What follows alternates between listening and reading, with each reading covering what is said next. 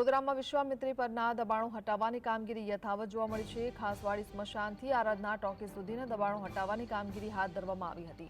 રાજીવનગરથી ઓડનગર સુધીની કાંસ પરના દબાણો હટાવવાની કામગીરી કરવામાં આવી।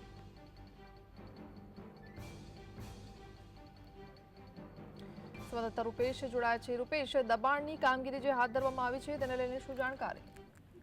જે ચોક્કસ જે રીતે વડોદરાની અંદર પૂર આવ્યા હતા, વિશ્વામિત્રી નદી ના જે સ્થળ જળસ્તર વધતામાં જે ઉફાન પર હતી અને પૂર આવ્યા હતા વડોદરા શહેરમાં, ત્યારે હવે વિશ્વામિત્રી નદીના દબાણોનો સર્વે વડોદરા મહાનગરપાલિકાએ કર્યો છે અને જ્યાં જ્યાં દબાણો નડતા હોય એવા દબાણો તોડવાની તજવીજ હાથ ધરાઈ છે। આરાધના ટોકીઝથી જે સ્મશાન જે છે ખાસવાડી સ્મશાન રોડ કારેલીબાગનો, ત્યાં આગળ જે દબાણો હતા, ગેરેજો હતા અથવા તો પતરાના કાચા પાકા શેડો હતા, એવા 12 જેટલા શેડો જે છે એ તોડવામાં આવ્યા। પણ સૌથી મહત્વની વાત એ છે કે મોટા માથાઓના દબાણો ક્યારે તૂટશે એ મોટો સવાલ છે। જી આભાર।